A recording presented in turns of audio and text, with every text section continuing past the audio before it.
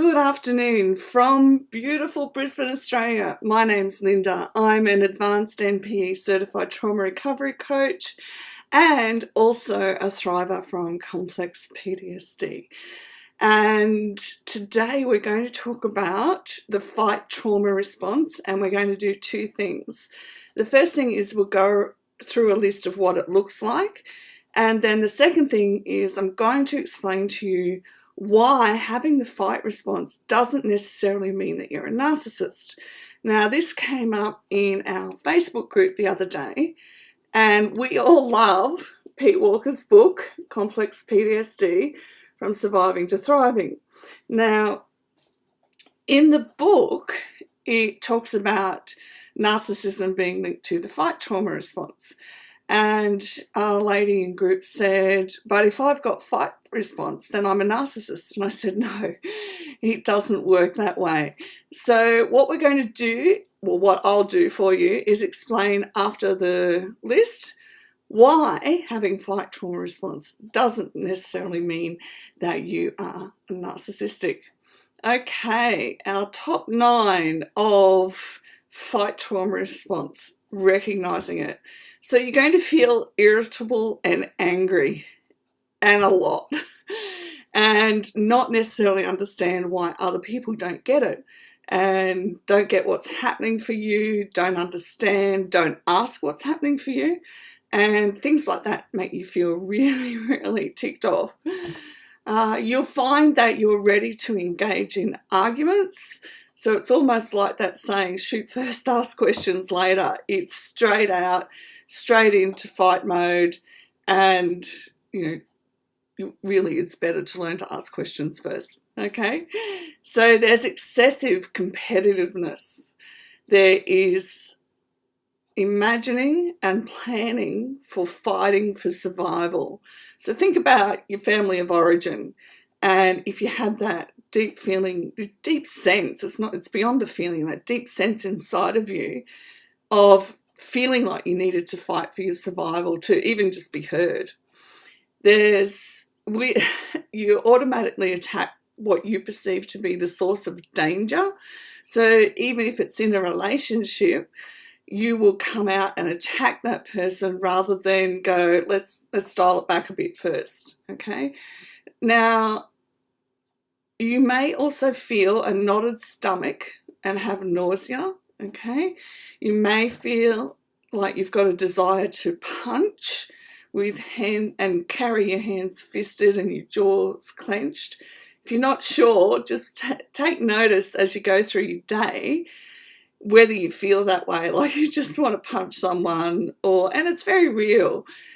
You've got a tight jaw, look if your hands are fisted. Now, that's not the only signs, but take notice, because even if you're not fight mode, with complex PTSD, we can actually be bound up really tight. Actions of rage, bullying, narcissism, or intimidation. And you will know within yourself whether that's happening for you, okay? And people will see it. And when you're in that stage 2, drops your IQ 25%.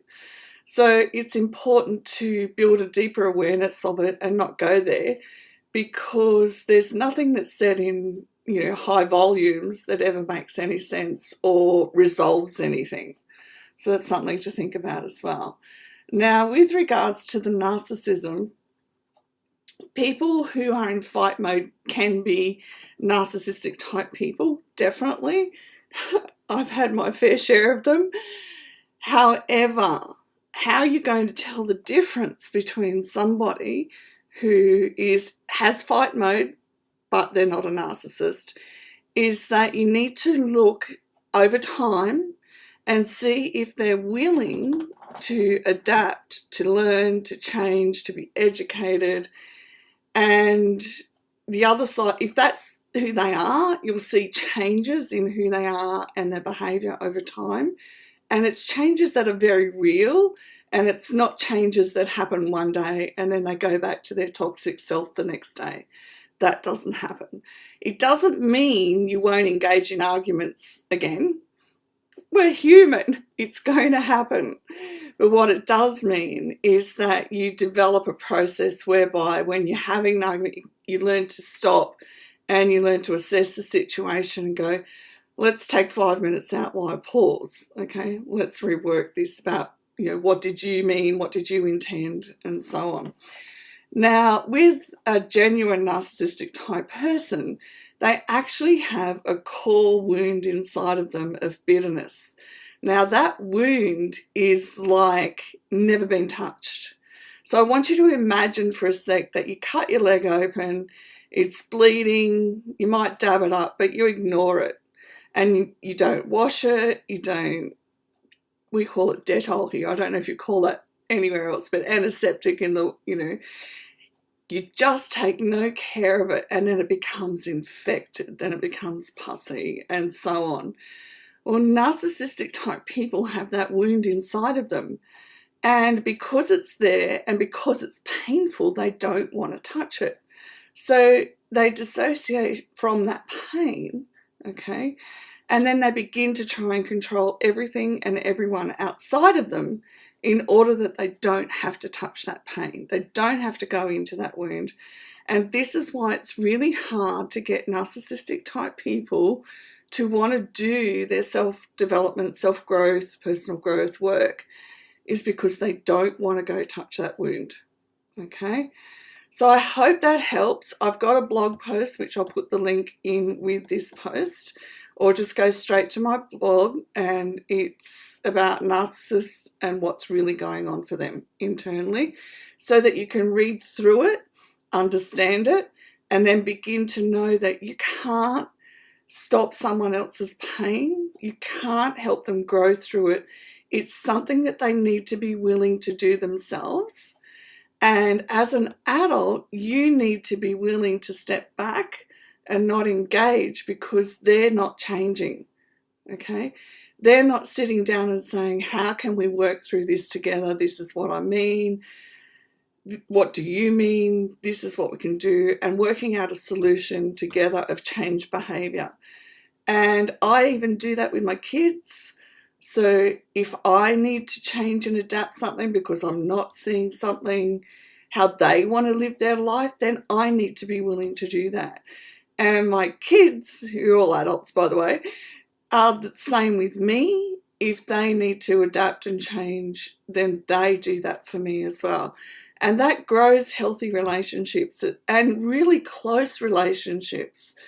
So close relationships don't ever have no conflict.